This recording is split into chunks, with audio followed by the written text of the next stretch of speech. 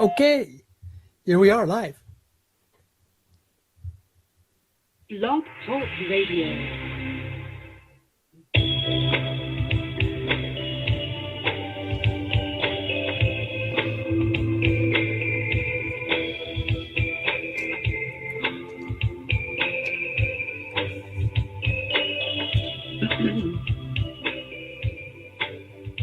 Well, good evening, folks. This is Dave Schmidt. I'm your host here again tonight on the Sedona Connection. It's nice to be back with you again here this week.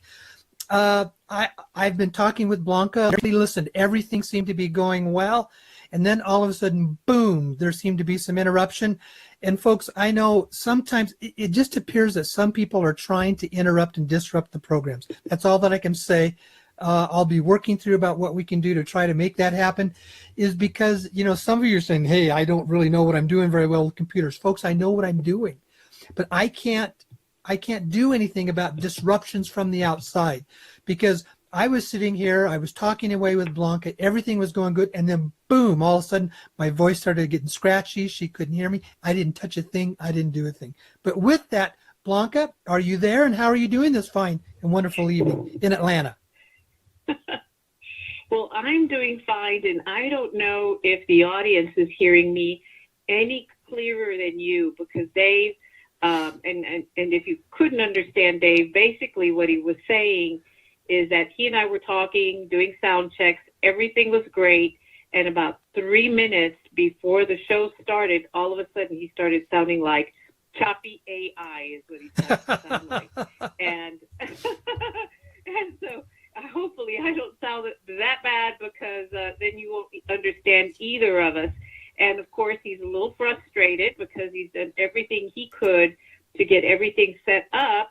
And so the conclusion is that there's some little gremlins who are messing the broadcast. Dave, you want to try speaking again and see if you come clear? You're sounding very good on my end. I hear you loud and clear on my end.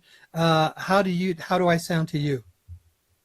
You're still pretty choppy, Dave. Yeah. I mean, if we pay attention, we can kind of make what you're saying, but it is very choppy, very rough. It's not good. You know, folks, and maybe some people can text. And if you could text me on my phone and say, but tell me, are you listening to Blog Talk or are you listening to Facebook? So I know if I'm sounding okay, and can you hear Blanca, let me know how we're sounding out there. Now, the people on here, I'm getting comments already on Facebook saying that I sound great, okay, and I've seen your comments, but now another person says that I'm scrambled. Another person say audio is good from here on streaming, but video is crazy. The video's gone crazy. I'm looking at my video and I look absolutely fine. It says you're on Facebook and you can hear both of us on Facebook. Okay. Okay, so they can hear you on Facebook. But they said that the video is scratchy. Folks, I'm looking at myself on Facebook and everything is great. I don't know what's going on. So apparently, again, we've got some gremlins, if we want to call them that, out there that basically don't like what we're doing, and they're trying to shut the program down. You know what? Right. I'm going through with the program. I'm going to do it. I know it gets recorded, and that's just what we're going to do. We're going to allow it to be recorded. We're going to go through it, and here we are, and we'll do what we can do. And it may, and yes, some of you are saying it's terrible on Blog Talk. I don't know what to do, folks. I set up all my equipment. Everything was fine 3 minutes before we started, and then boom, it goes bad. Dave, so, all right. One thing that'll help, I mean, it's still, the sound is very bad, but if you slow down, the people in Blog Talk might be able to make out what you're saying. It's not going to sound good, but at least if it's a little slower, they might be able to kind of piece together what you're putting together. Are they saying that you sound okay on Facebook? Yes, and both of us sound fine on Facebook. And I know some of you are saying it's the bandwidth. Folks, it's not the bandwidth. I have plenty of bandwidth. I test my bandwidth before we start. I make sure that both of these are good to go with the bandwidth. I test the systems, I test the sound, I test the bandwidth, I test everything. And everything runs good. And then right when it's about airtime, it blows apart. And I don't touch a thing. And Blanca doesn't touch a thing. That tells me we've got some folks fine on the outside. Okay, we're going forward. Well, Blanca, it was absolutely wonderful to be with you over the weekend. We were in Atlanta over the weekend. We had an absolutely wonderful workshop, but it was one of those rare things where Atlanta got a ton of snow. And I was, in a hotel on the airport, which is on the south side of Atlanta. And Blanca, her and her husband live on the north side. And I had rain on Friday night, and you had 8 inches of snow on Friday night. And you weren't even able to get out of your driveway to come to the workshop on that day. But I did spend Sunday with you and Alan. So, and it was a pleasure to be with you. And you still got snow on the ground in Atlanta. That's unusual. Right. Well, it was nice that at least we got together on Sunday. So Friday we did try to go to the workshop, but we were fishtailing it all the way, and I told Alan, no, we were going to make it. If we tried, we'll make it at 2 a.m. maybe. It was very, very bad in terms of snow. And then Saturday, Alan spent most of the day cleaning off branches and shoveling snow off the driveway, etc. But luckily, Sunday we were able to see Dave, and he got the chance to see Atlanta. He hadn't seen Atlanta. But the ironic thing, we were laughing, is Al and I got to see join him in Philadelphia, but we didn't get to join him in Atlanta. So that was kind of kind of ironic the way that worked. But it was a pleasure spending the day with you and Alan on Sunday, and then I came back home on Monday. And so but we had about 35% of the people couldn't make it because of the snow that was in Atlanta. But other than that, everything was really good. And folks, Blanca, is there anything else you'd like to share with us? Anything you want to mention before I start with my announcements? Well, again, I would encourage you to slow down a little bit, Dave, okay. It's choppy, but if we really pay attention and you speak a little slower, we might be able to make out what you're saying, at least the Blog Talk listeners. But, the other thing I just wanted to mention is those brave souls who did make it to your workshop. You said at least it was one of those intimate workshops where you got a chance to really speak a little bit more and go deeper in the Q&A. And so that's always nice. I've been to your workshops when they're a bit more intimate, and it is a nice occasion. So at least a good number of folks did make it through the snow. Well, I normally get between 80 and 110 people. And but this was one where we had 35. And what was nice is the people open up a lot more. The Q&As are absolutely wonderful. They interact with each other. So there gets to be a little bit more intimacy when the crowds are smaller.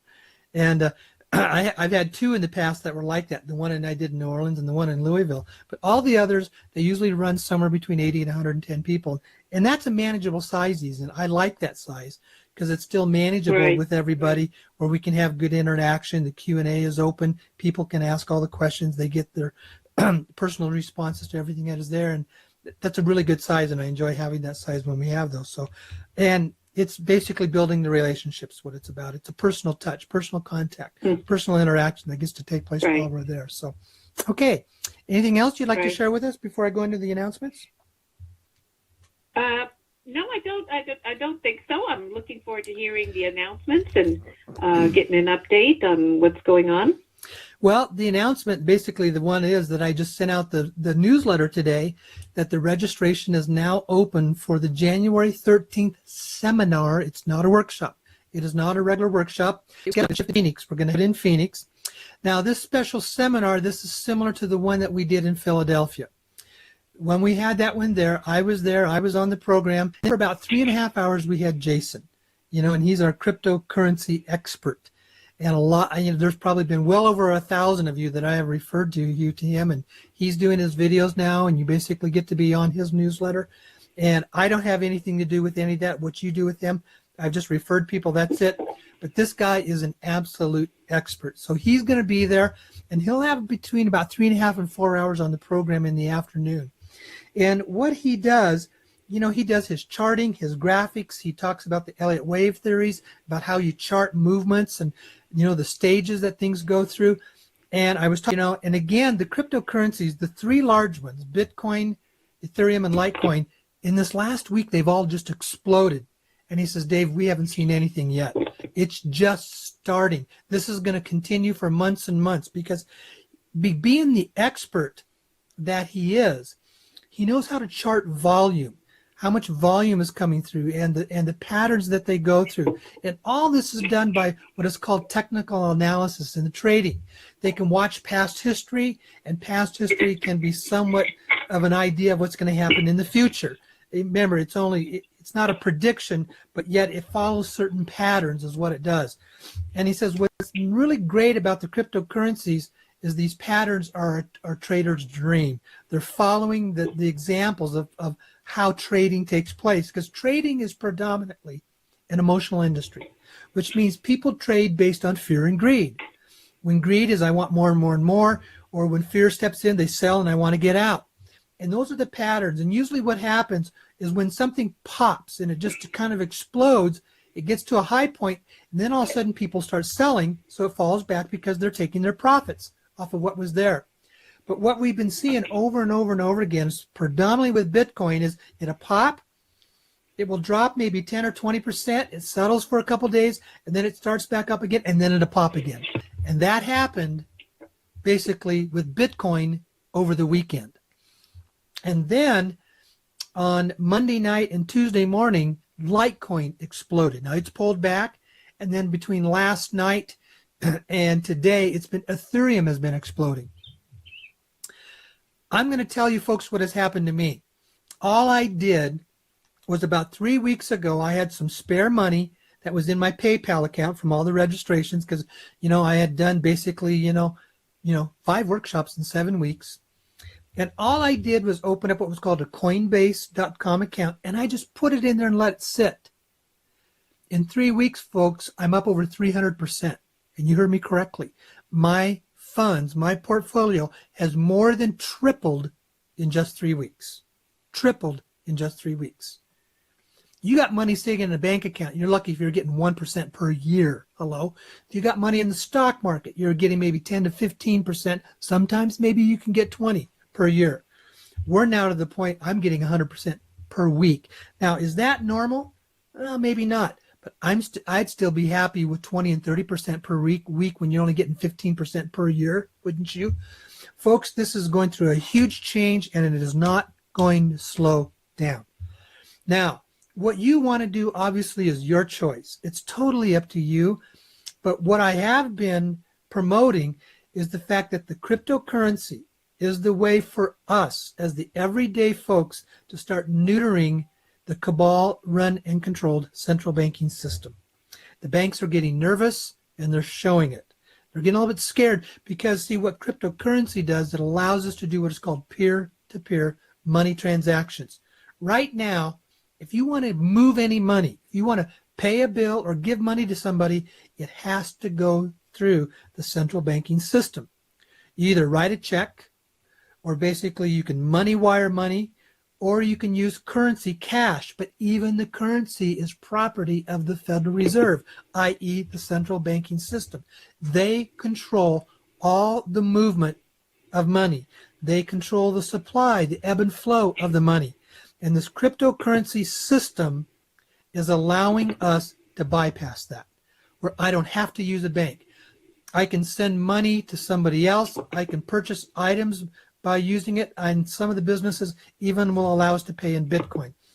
That's the shift and change that we, the people, can be empowered with. And that's why I'm a firm believer in this, and that's why I'm allowing Jason to come in, because he's a man of high integrity, and he's a man also that is he's a very strong expert in the market trading industry. He's been doing this for decades, and he's very good at what he does. Let's just say this. In the last 3 weeks, Jason's made over $1 million. And folks, it's actually more than that, but I'm not going to go away. And I'm not going to give out that's his business. He has shared some of that on some of the videos he's been doing. But this is a guy in the last 3 weeks has made over $1 million in just the cryptocurrencies. So folks, it's out there. It's available for you. It's your choice. You do what you want to do. But I'm bringing him in. He's going to be available. Now, we're going to be in Phoenix. As I said, the reason, because in Sedona, we just don't have enough room. We're anticipating between 300 and 400 people. I only sent the newsletter out 3 hours ago, and I already have over 100 people registered in just the first 3 hours. And folks, we're still a month away because it's a month from today. Today is December 13th, and this seminar is going to be on January 13th. If you want to be a part of that, then I encourage you to make sure you get registered probably sometime in the next week, to really make sure you know you're going to be in there. I have no idea how fast people are going to keep on registering on here. Usually when I put the newsletter out, within the first 2 days, I usually get about 50 to 60%.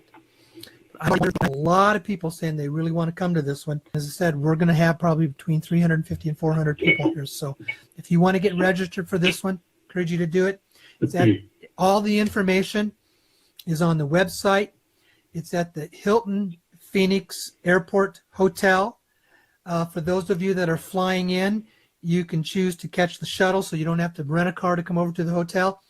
And for those of you that want to come to Sedona, of course, we would love to have you. Sedona is about an hour and 45 minutes north of the airport, so it's about an hour and 45-minute drive for you to come up here. You can come in, you can come in the day before, or you can, come to the seminar on Saturday, come up the day after. Also, that weekend is a 3-day holiday weekend. It's the President's Weekend. That weekend is as well. Or is it? No, it's Martin Luther King weekend, I think is what it is. So Monday's a holiday as well. Now, because of that, I would encourage you to reserve your hotels fairly soon. Now, you may not want to stay at the Hilton because it's a little higher, more expensive, but there's lots of hotels. There's 4 or 5 just within walking distance of that Hilton. And if you're going to be renting a car, there's probably, 20 or 30 hotels that are within 5 to 10 minutes, and some of them are much, much less. Do your work. Go around, look what you say. Good place to go is what is called hotels.com. Put in Phoenix Airport, and you're going to find all the list of the hotels within, a close region of 5 to 8 miles of the Phoenix Airport that are going to come in. And you're going to find over 100 of them that are going to come up there that you can probably choose from. So, but I would encourage you to do that, because the closer we get to that date, the hotel prices are going to go up and up and up because it's a holiday weekend. You might want to reserve that soon.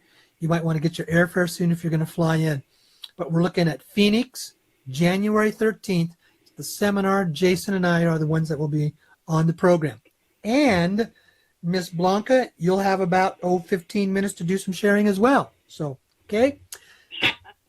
So how am I sounding there now? Oh my God, you're sounding beautiful. Your voice is tickling my earlobes. But yes, all of a sudden it went from scratchy terrible to now we can hear you. So that's good. You persevered. Man, I don't know what it is. And it's not bandwidth, because I've got plenty of bandwidth.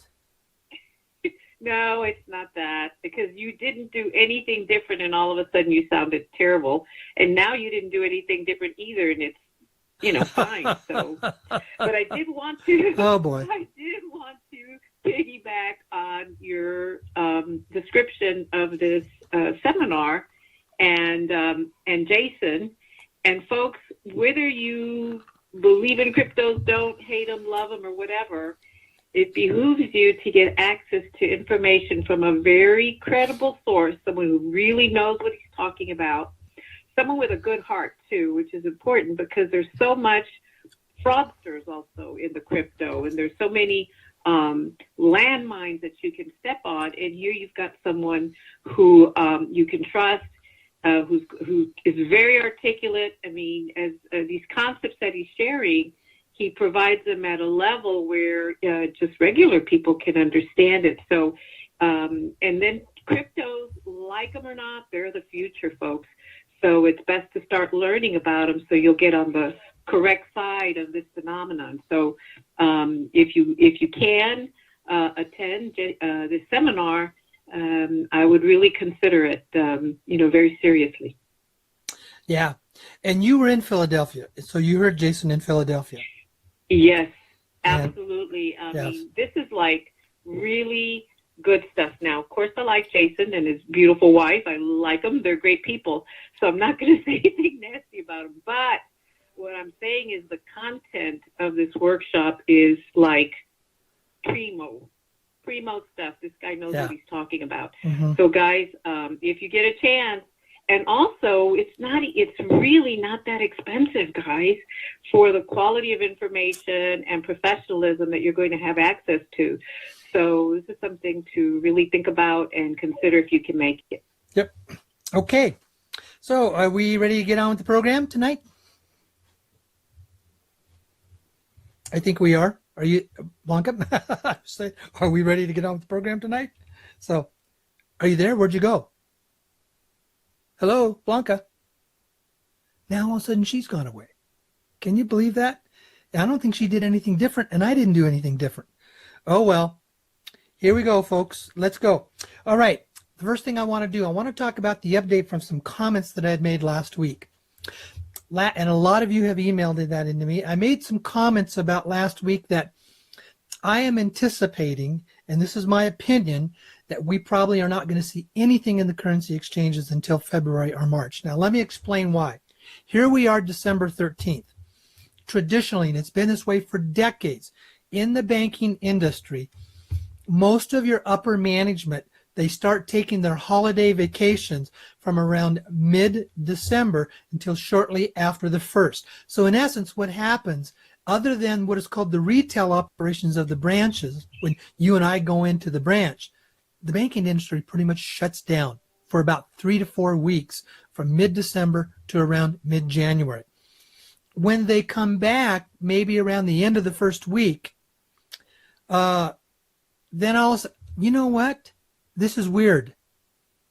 Now all of a sudden, I've got people telling me they can't hear me on Blog Talk, but they can hear Blanca.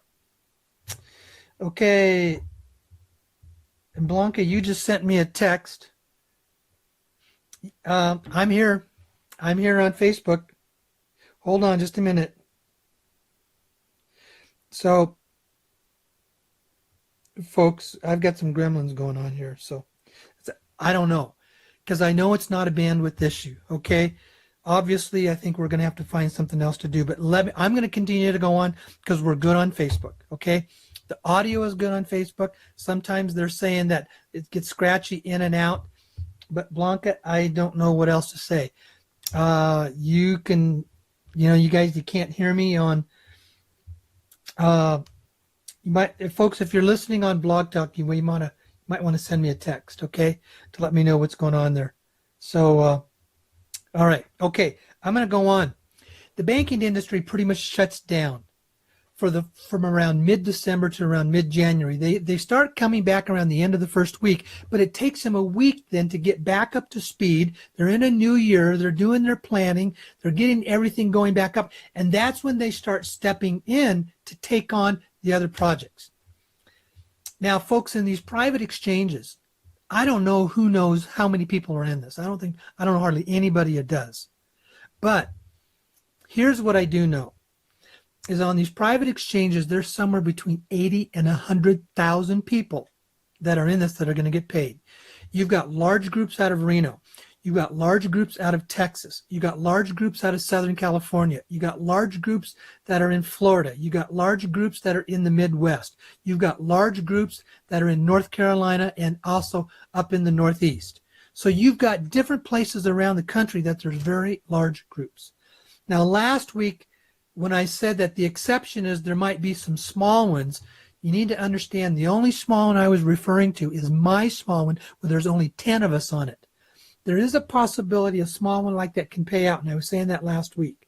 But I said almost everything else, it's pretty certain we're not going to see anything because we're now about 2 days away from when they start taking their vacations. And we're getting too close to the holidays. And so they pretty much are going to, in about 2 days, they're going to pretty much shut down at the management level for almost a month. And folks, the logistics behind having between 80,000 to 100,000 people become multimillionaires, some of them billionaires, overnight. What does that do to these banks? This is not a simple operation, folks. There's a ton of logistics in it. And here's what we're finally beginning to find out myself. Now, I said last week there was a possibility that I might be traveling and meeting with the paymaster of one of my small accounts. And we really thought that was going to happen all the way up until Friday. And then on Monday, I got an update, and he told me, nope. because they're finally getting the logistics of how it's going to happen at the banking level. And we haven't had hardly any of that. And he says, Dave, when the money comes through, the money will be given to the higher paymaster, and then it takes 3 to 4 days before he can move that money to our paymaster. And then when our paymaster gets the money, he has to sit down for 3 or 4 days, go through all the records, make sure everything's balancing, meeting with his paymasters, which are mine, and then it takes 3 or 4 days to move that money. You can't, this is not a system and an operation where you just boom, press a button and the money moves and you have it. When you've got this kind of volume, there's all kinds of hoops that they have to jump through. Then he says, and then that's one thing. Now when you get down to when you're paying the people at the banks, you can't do all 10 and 20,000 at one time. It has to be portioned out, part at a time, part at a time, part at a time, so it doesn't blow up their systems with overload, because the banks are going to protect themselves when you got this type of volume, because all they need to do is make one mistake, and the next thing you know, they can be liable for over $1 million. They won't put themselves into that position. They will make sure that it's safe, that it's secure, and that it's not going to blow up their system with too much money coming in that they haven't been adjusted to. Because see, they already have safeguards built in. If too much money comes into the system, it's kind of like the overload that happens sometimes on the trading markets. They get too much money too fast that they've never had before. Their whole system shuts down. And then they have to go in and take a look at it. So they're preparing for it, but they're also saying that the computers are programmed to not allow that much money to come in that fast. So that's why I think we aren't seeing anything, folks, in this stuff until around February or even into March, before we're even going to start seeing ourselves moving into what is called the large groups in the first round. And I was thinking there was a possibility that I might have something. Now, having said that, I would love to be wrong. I would love to be wrong. But based on my experience when I worked in the banking industry, and based on my experience for over almost 15 years of being around the markets and understanding how markets work and the banking system works, and having and talking with people who are in the banking industry, we're all on the same page. We're all on the same page with that stuff. So that's why we don't think it's going to happen. If it does happen, it's because something has taken place that they didn't tell any of us that it was going to happen. And they got stuff set up so it's entirely different than what is going on there. So that's why I wanted to give that update to I said that there's a high probability we're not going to see anything until after the first of the year, and it'd be into probably the first week in February before they're really moving stuff, and then that could carry out and stretch out into March. And that's my opinion as of now. We'll see more when that takes place. Now, having said that, I won't be here for the next 2 weeks because I always take off the week before Christmas and the week before New Year's. So I'm not going to be back until the first Wednesday in January. Now, that's the update that I wanted to give there. There was a couple other topics that I wanted to talk about.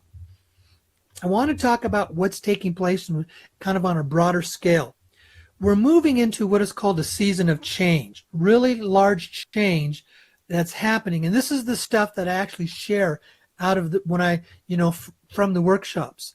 And I'm actually, I've opened up my PowerPoint presentation here, and I'm going to do some reading that's right out of what I do in my PowerPoint presentation there. And so we can get an idea of what's going on here.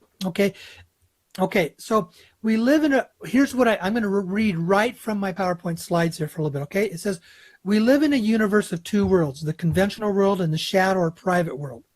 And these two worlds exist in all of the areas that influence our lives. The conventional versus the shadow world exist in the institutions of government, finance, media, politics, education, legal court systems, religious institutions, and others. This duality system is a part of what is called duality consciousness, a thought system or process that pervades our complete universe and creates what is called the white hats versus the black hats system of our world. And if you want to truly understand the basis of and the root of our universe, it will be discovered in understanding the duality or separation consciousness process. Now, most of the information that I give you in these workshops and here, almost all of it comes from what I call is very tangible sources. It says, I said most of the information from the shadow world, the secret world of the Cabal and their counterparts referred as the White Hats. But almost all of it is tangible. I try to always make sure I'm coming from tangible sources. So I'm just not, talking about etherical and mystical and stuff like that. Some of it may appear to be that way, but I always try to make sure I can back it up with tangible systems. Okay, so then after that, then I go into a slide and it says, well, why are we here? Why are we participating in this process? Why are we being allowed to do these currency exchanges? And it's not about a few of us becoming rich. It's about leading our world into financial freedom. It's about being in alignment and in touch with the major shift and change that's happening here on Earth and to our universe. It's about educating ourselves to become world changers, with money being one of the primary tools. And it's about learning how we acquired this financial slavery that we have been in, and the sources of our freedom, and how we can bring about the true change in our world. We're in the midst of a major galactic shift of cosmic energy that's impacting everything and everybody on this planet. And the energetic shift is not so much what's on the outside world events, but it's what's on the inside. It's predominantly an inner intuitive shift that is happening with us. And it's all about what is called the energy of the world. Nikola Tesla said, if you want to understand this universe, get to know energy, frequency, and vibration. And Albert Einstein said, everything is energy, and that's all there is to it. Match the frequency of the reality you want, and you cannot help but get that reality. It can be no other way. This is not philosophy. It's not a bunch of woo-woo thinking, folks. It's all based on physics. And what's happening is the physics of the universe and our planet is changing.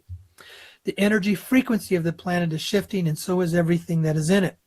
And everything that transpires in this world first starts as energy. It first appears in the etheric, unseen, energetic world we see and experience in the physical world, okay? Now, also, what happened was, it was back on, that date, December 21st, 2012, there was this complete different alignment of all the planets. All the planets had lined up in a single line with the center of the solar system. When they did that alignment, that only happens once about every 26,000 years. Now, that's a rounded number. And so they come back, they align up, and then they start a new cycle again. Well, when they align up there, it creates a massive shift in the energy within the universe, because all planets give off energy. That's the basis of all of our astrology, is what we have. So when they all line up in a single line on that day, the energy gets readjusted, it shifts, it changes, and then they move on again. And that's what happened. And so what happened there, not only did we have that, but also our planet has done something else. It's moved into a new position in the solar system. It's entered what is called the photon band. It's a place that is emitting a higher frequency of light energy photons into the earth, creating a higher vibration, creating a higher sense of consciousness. In this photon band, it emitting a higher frequency of light energy is assisting us in waking up. Light does that. It wakes you up from a slumber or a darkness. And the earth is now fully and completely within that photon band. And as it is emitting a higher quotient of light energy, this energy comes through as an electromagnetic waves of radiation light. And as that light is coming in, it's increasing the frequency and the vibration of everything that's happening here on our planet. So we're in the process of what is called an intuitive evolution at the quantum level, at the energetic level. And what I say is that we're moving from the information age into what is called basically, the intuitive age. Okay, hold on just a second. No, Blanca, I can't hear you at all. And it says it looks like I'm going to have to leave Blog Talk Radio. So, folks, I'm going to shut off Blog Talk. I'm sorry. We're just going to go with Facebook here tonight. And so, Blanca, I would encourage you to basically go on over to Facebook, okay? Because I'm going to continue the program here on Facebook, because I know that there are people that are there saying,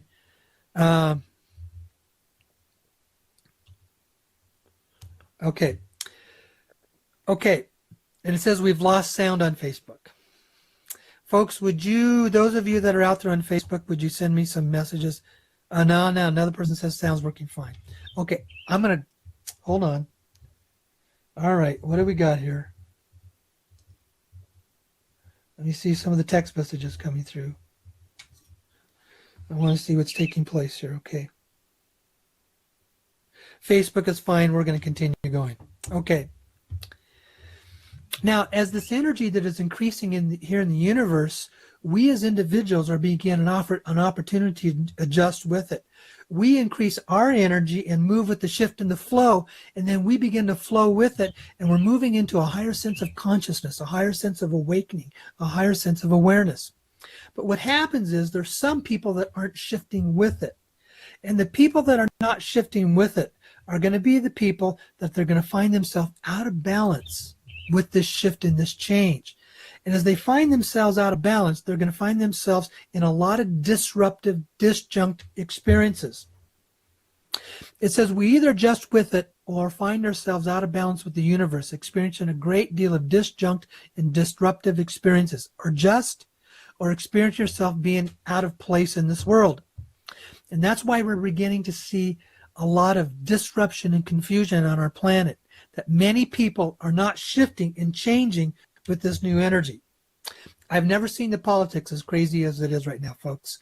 I've never seen so much stuff going on that seems to be so crazy. The fires in California, the evidence is coming out. Those are not normal forest fires. A lot of the evidence is coming out, and people are even catching these on their cell phones. They're getting what is called the laser beam radiation that's coming down and setting the fires. All these false flag events that are going on. And the credible people that are coming out and reporting all this as well. We're seeing a lot of crazy stuff going on. And I'm getting lots of reports from other people that that's becoming very consistent. And there was a lady I was talking with today, and she was saying that even the astrology is showing that we're moving into an era for about the next 1 to 2 months where things are going to get really crazy, out of balance, crazy stuff going on. All that evolves around the energy. And what's extremely important is that, as I said, we have to adjust with it.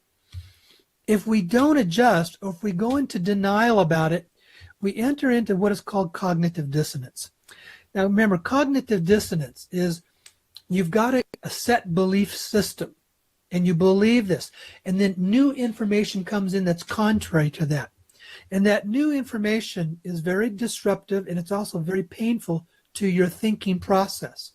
Instead of adjusting with the shift, the change, you will have a tendency to shut it out.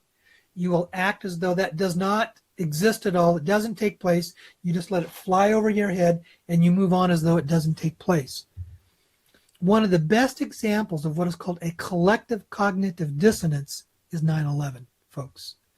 There's still around 40 to 50% of the people in this country that believe 9/11 was created by 19 Arabs with box cutter knives. And it was airplanes that hit about the 85th floor of those towers that made those towers collapse at the rate of gravity. I don't know about you, but the laws of physics didn't take a vacation that day. Jet fuel is basically kerosene. Kerosene does not have the ability to make 85 stories of concrete and steel collapse at the rate of gravity into nothing but dust. How does a fire from kerosene at the 85th floor make the 60th floor and all the way down to the ground just collapse into dust? You see, folks, and the people who don't want to believe that, that's the example of cognitive dissonance. And sometimes moving out of cognitive dissonance can be very disruptive as well. I remembered when that happened to me. When 9/11 happened, I was still serving in the National Guard. I was very loyal, very faithful to that, and I can remember what I felt that day. I was serving in the National Guard, and I was so upset at those bastards, I was ready to put on my uniform and go kill them. That's how I felt. And I just continued to accept the reports. I knew in the back of my mind something wasn't right, but I never really quite put it together until a friend of mine challenged me. And she says, "Dave, you need to wake up." I thought, all right, I'm willing to listen. And she says, "Just go watch the YouTube videos. You make up your own mind, make up your own decision." And I can remember, it was such a disruptive change to me to believe that it would have been our own people that had basically gone out and killed that many people. It took me a couple months to work through my own cognitive dissonance. But when I did, is when everything started changing for me. Why? Because I was now lining up with truth. I wasn't living in a false perception. I wasn't living in a world of perceiving something that I had been told when it was not what was real. And as I started accepting what was real, tons of stuff started opening up for me. Everything in my life started changing. I felt like I was on a fast track to waking up, shifts and changes taking place to the point of where I am now. And that's what's helped me to be where I am here today with what's going on. Now, this shift and change that's going on, that's why we're here to experience this shift. The gold of the ages is in the process of being released to shift our world. And the quadrillions of dollars of gold on this planet, held in trusteeship for millennia, is now being released to free humanity. It's released to us as we move into energetic alignment with its purpose. And this whole RVGCR is just the first of many steps for the release of all these funds. And we are the people we've been waiting for, and we are the ones to fulfill the change that is coming for the human race. This gold is reflected to us in a lot of different ways, but predominantly as money. And how important is money in the world, and what role does it play in our lives? Well, other than the air that you breathe and possibly the sunshine that we receive, I cannot think of anything else in this world that does not require money. I've shared this now in over 30 workshops, and I always ask that question: is there any of you here that can think of anything in this world other than basically air and sunshine that doesn't require money? The water we drink requires money. To survive, to exist, to be on this planet, you basically have to have money in some way or another. The only exception is if you choose to be an absolute hermit and go out and live basically out in the wilderness and never touch base with our society. If you're going to be a part of the society of this world, you're going to be in a place where you're dependent upon money. It shows you how much money totally dominates everything that we do. These funds being released, there's an intense battle and conflict going on over the release of these funds. And our human history has been an experience of the masses living under the oppression of a few. Our human experience for thousands of years has been the masses being in slavery to the kings, the monarchs, and the dictators. We think that we're not slaves, but excuse me, even here in the United States, we're slaves to our jobs. Very, very few of us have the complete freedom to do what we want, when we want, and without having to worry about finances. Very, very few people get to experience that. So the masses live in this forms of what we call the financial slavery in this world. And what's happening is, as the energy is shifting, so is everything around us. And the energy that's bringing more light is also changing and shifting those we refer to as the cabal. It's basically creating more disjunctiveness, and it's helping basically the old systems fall apart before the new systems can be able to come in and take place. Okay. So with that, the question is, where are you? Where are you in this process? Where are you in shifting with the energy shifts that are changing? The energy that we experience here, the electromagnetic energy of the Earth is measured as what is called the Schumann resonance. The Schumann resonance is the frequency that takes place on the world around us. And the Schumann resonance, for the last 4 or 5 years, it's been increasing, which means the vibration of everything is increasing. And there's even some that are now reporting that when it gets to a certain point, all of a sudden you're going to have this kind of an explosive experience. And that is when things will really begin to shift and change. And there are even some people that are saying we may be ready for that monumental shift and change within the next couple of months. Why am I talking about this? I'm talking about this shift in energy. I'm talking about us living in an old world where money controls our lives. And we're going to have to be able to shift and change ourselves to be able to move in new alignment with the new energy that is coming. And why I say that is because basically money is energy. That's really what it is. It's a neutral form of energy. And it's reflected because it's such a dominant part of our lives. And in this neutral form of energy, it so controls everything that goes on within us. If we don't make the shift in the energy of our beings, when all this money comes in, we're going to be in a disjunct position, and the money is going to be disjunct for you. If you want this money to flow freely for you, if you want this money to make a difference in your life and in others, if you want it to come with a flow of ease, it's really important that you get in alignment with the shift and the change that's taking place. Now, I want to talk about something else, about how easy it is to be out of balance and be in the disjunct position with what's really the shift that's really changing and going on. I had mentioned this a couple of months ago. There are some people, they get almost addicted to the information flow, the intelligence flow.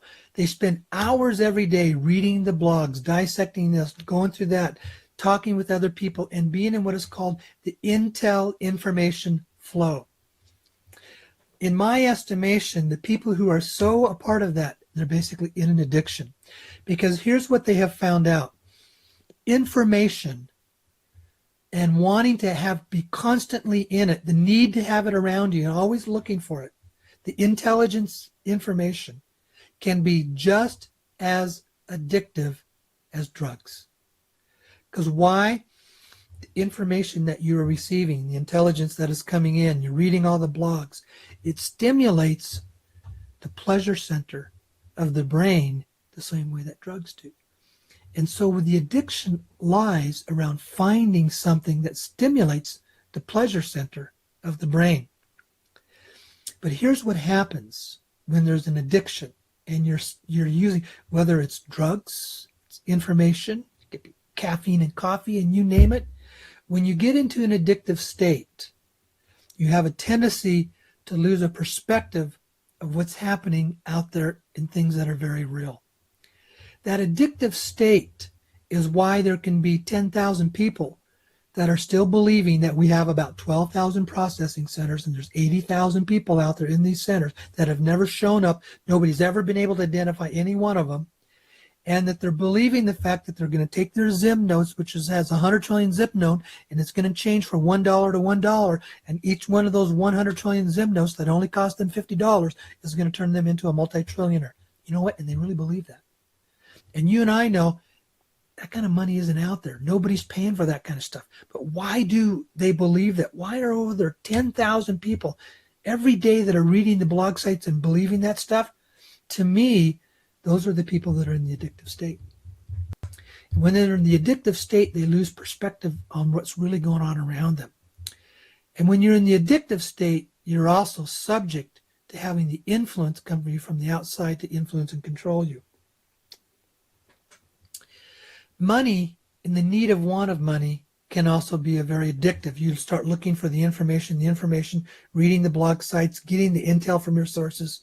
It feeds the pleasure center of the brain, while in the process, your life may be falling apart. While in the process, you're barely getting by. While in the process, you can barely pay your rent. While in the process, you can barely put food on the table. But you're in this addictive state of needing and wanting the money. That's why, in my estimation, we keep hearing from so many people that it's happening tomorrow, it's happening in a few days, it's happening next week. They've come to what is called this addictive state. And people who are addicts don't have a very good view on the reality of what takes place. An addict who's believing there's 12,000 processing centers out there are so deep into their cognitive dissonance, they can't hear. Says, can you tell me where any one of them is? And they can't hear that they don't exist. They're so deep into their addiction that they can't hear where are these 80 to 100,000 people working in all these processing centers that are supposedly there and they're on high alert and being called in, and they're there all the time. Who's paying their salaries? And yet not one of them has ever come forward and identified themselves anywhere. See, that's the crazy stuff where it's so easy to get caught into this. Now, why am I saying all this? I'm saying this because I want to challenge you to get in touch with what's happening on the inside. Get in touch with that peace that is there within inside of you. Get in touch with that state of who you know you are, being peaceful within that. Be checking yourself if you're not caught into the addiction of wanting all this information. Be asking the question, if things aren't flowing well for you, what is it that you might need to clear and heal so that the flow can happen and take place for you? I want you to be in a very healthy state with yourself, the energy that is around you, and the energy flow of money when it begins to happen. When you're in a healthy state of the energy flow of money, money comes to you. It finds you. I want to share something as an illustration. In my life, I lived paycheck to paycheck. I just barely got by. I never had anything that was extra. And then it was about, it was in 2009, I went through the devastation of the financial crash. I lost everything that I had. I lost my home to bankruptcy. I had to file bankruptcy. I lost my home to foreclosure. I was in a real estate investment project, and when the real estate market crashed, I crashed. That really, the blessing in disguise around that was what started all my shifts and changes. Instead of staying stuck there, instead of being in a place of poverty, instead of being in a place of woe is me, I realized something wasn't flowing right and I needed to change. And I started doing my work. I started doing my reading. I started doing my research. I started going within and listening to what was taking place within inside of me.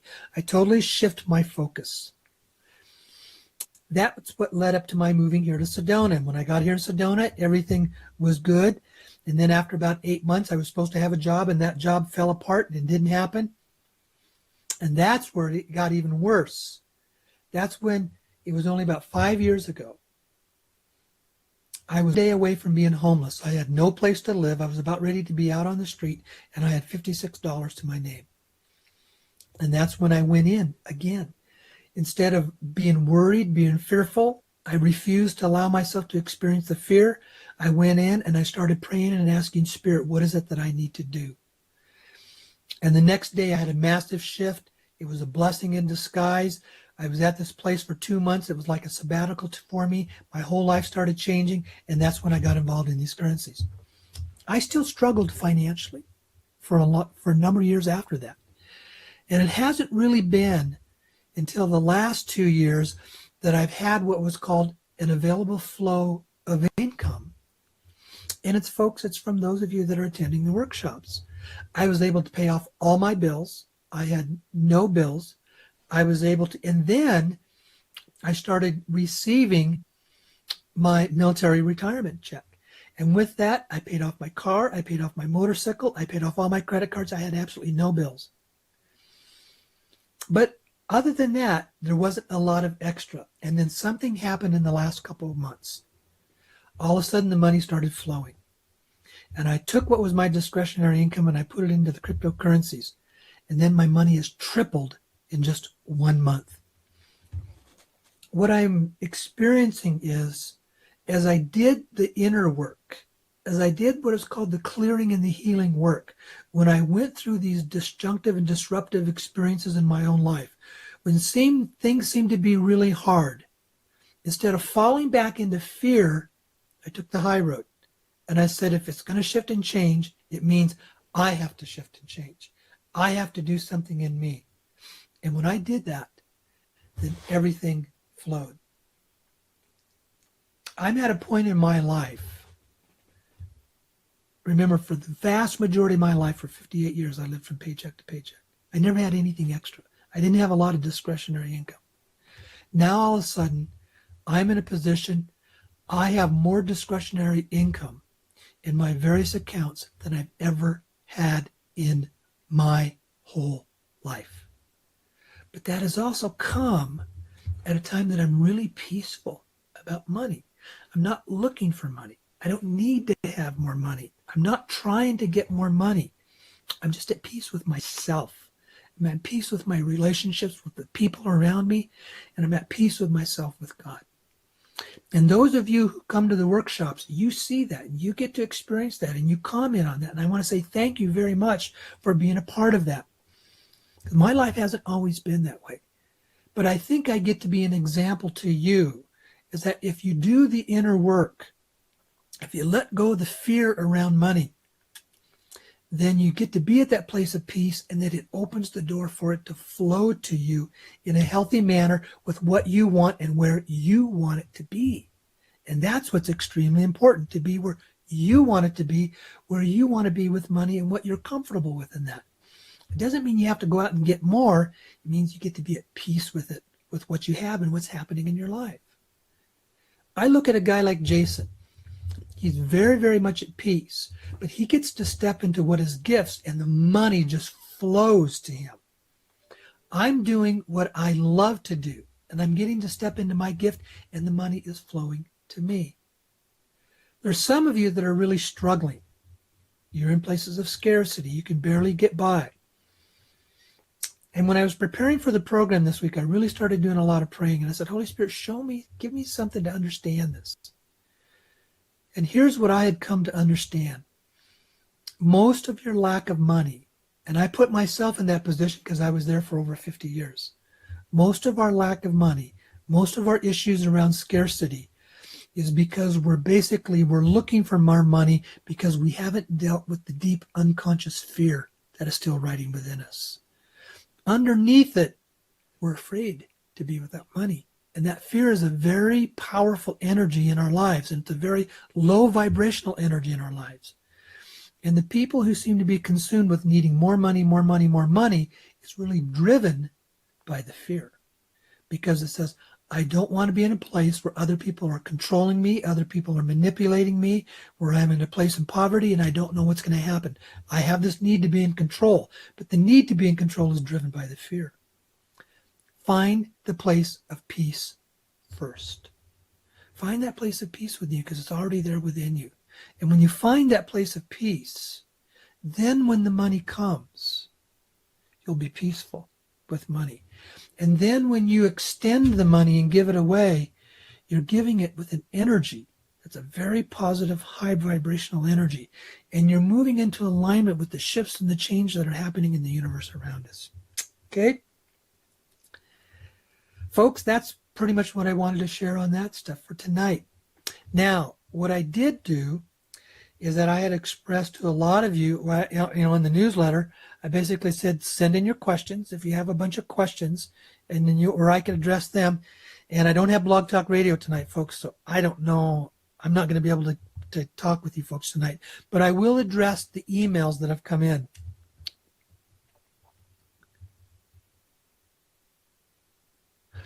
Okay, this one says, please inform us what to expect to mail our currency, copies, birth certificate, passport, driver's license, etc., and stuff like that. Folks, right now, all I am doing is keeping a list of names for round 2. When it comes time to move forward, and I'm going to tell you, okay, we're ready to move forward, here's what I do. I will take that list of names, and it says we're ready to start beginning the process of the release of funds. The first thing is I will send you an email. And then that email, it says we're ready to move forward. And in that email will be a non-disclosure agreement. Now, it's extremely important that you not be fearful about a non-disclosure agreement, because your non-disclosure agreement is with me. I am the one who will administer that. I am the one who will enforce that.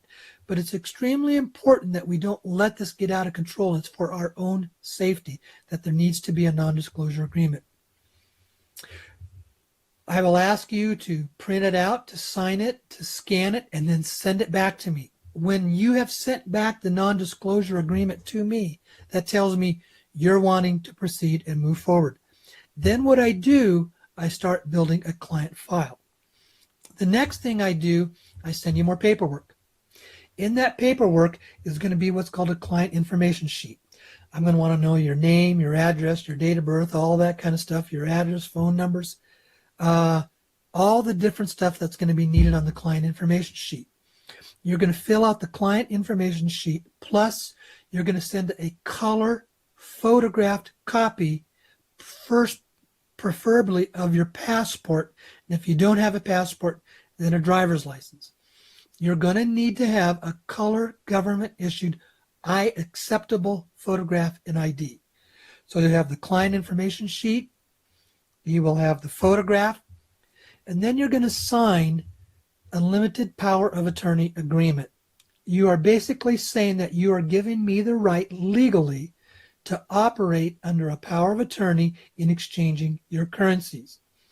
You're giving me the right to collect them and to turn them in, and so I can disperse the funds to you. So you will have the power of attorney, you will have the client information sheet, you will have the photograph, you will need to send in receipts of all your currencies as well. All of that comes in. When I have that, I've then built your client information sheet, your file. I've built your file. When the file is completed, I then send you another email and says we're ready to receive your currencies. Now, how you get them to us, that's totally up to you. You can bring them here physically. You can send them FedEx, whatever it is that you want to do, that's up to you. But we will have staff that is here working. When the packages come in, the first thing we do, we take your package and we log it in. Your email is what we use as your identification. Your email is your identification, so we use your email and your name that you have supplied to us on the client information sheet. That's what we use. We log you in that we've received your package. The package then goes over to another table, and 2 volunteers will open the package. Now, in the package, I also sent you what was called a currency sheet, where you have to list how many of each denomination that you have. An example, if it was U.S. currency, you would say I have X number of $100 bills, X number of 50s, X number of 20s, etc. Because it's going to be primarily the dong, you're going to tell us how many 500,000 notes you have, how many 200,000, and the list goes on. You're going to list all that there, and then you're going to sign that sheet, and that is going to come in with your currency. When the volunteers open the package, it's being video recorded as a safety for all of us. They open it up, they pull out the sheet, and then both of them will count it to make sure it verifies what's on the sheet. And it's all been videoed. If it verifies what's on the sheet, both of the volunteers will sign it. We then take that signed currency sheet, it comes back to another volunteer, they scan it, and then we email it back to you, and that is your receipt. And then we've separated the currency, what we're collecting, into a batch versus the receipts. And we do this in a video form. The currencies are collected, they are sent. I am, quote, an aggregator. I aggregate them all, and then basically that's when I take them to the buyers for the funds to be released. That's the process that we're going to go through. And we do this in a multi-step process because you're basically releasing your currencies to us so that you know it's safe for you and for us. We videotape it so we know that everything is going on. Okay? So that's what we do there. Now, let's go to this next email. It says, I stated last week that some paymasters were paid in using their funds to make purchases, which to me sounds like funds are being released to some. No, the paymasters received in advance. The funds didn't get released. They received in advance. There were a few of them that received in advance, and the paymaster that I'm familiar with, he went out and bought basically a brand new pickup with it. So I'm sorry if I misunderstood that. The funds were not released. But this was on my very, very, very small contract. Remember, I have 6 contracts. That is the only one that I know. I have heard some other paymasters have had advances as well, but I haven't been able to verify that. But this is one that I do know that the paymaster was given in advance. It was not the funds being released. None of those funds have been released yet, folks, okay?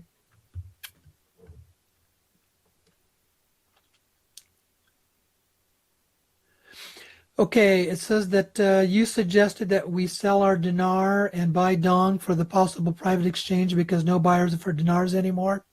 So is the dong going to replace the dinar as the primary vehicle for this possible private exchange? And how many people in our group do you think actually sold their dinar for dong? I have no idea. I don't collect that information. I don't need to know that information. I'm telling you what I do know. All I know is that I'm in touch with all 3 of the primary funding sources. and all the other funding sources are secondary to that. None of them are buying dinar anymore. They're done with dinar. Yes, there are people that already turned their currencies in the first round that are going to get paid for dinar. And yes, there were small groups of people that already turned in their zim and they're going to get paid for their zim. But that is first round people who have already turned it in and it's already under contract. We cannot find anybody that's saying they're going to buy more zim and they're going to buy more dinar. The only one that we can see that they are saying that they are going to buy is the dong. And that's why I recommended it. You do whatever you want to do. Do the math. It's common sense. Why would you hold dinar when you can use the same amount of US dollars for your dong? That's up to you if you want to do that. What you want to do is your choice. But just do the math and use the common sense, but it's your choice what you want to do.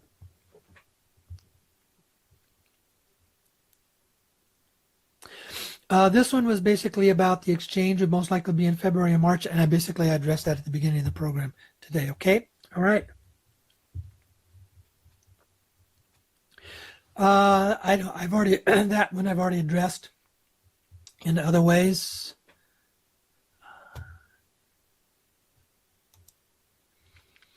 And I think that's pretty much it, folks, because some of those emails were repetitive. Some of them, were, as I said, I've already addressed them earlier in the program. So I think that's it for tonight's program. We had to shut down Blog Talk Radio. We obviously had interference again tonight. So I've got 3 weeks before I'm going to be back. So I've got 3 weeks to try to find something that's going to work. Because when I go through all of the preliminary stuff, everything works with Blog Talk. Everything works with Facebook. I know it's not a bandwidth problem. But obviously then we're getting some outside interference with what's going on here. So with that, folks, I want to say thank you very much. If I do get some very important news, obviously I will send some information out in a special newsletter. Other than that, I'm not going to see you until after Christmas and after New Year's. So have an absolutely wonderful holiday in the upcoming holiday season. You are all very well loved, and we'll see you in about 3 weeks. Okay? Thanks a lot. Okay. Bye-bye.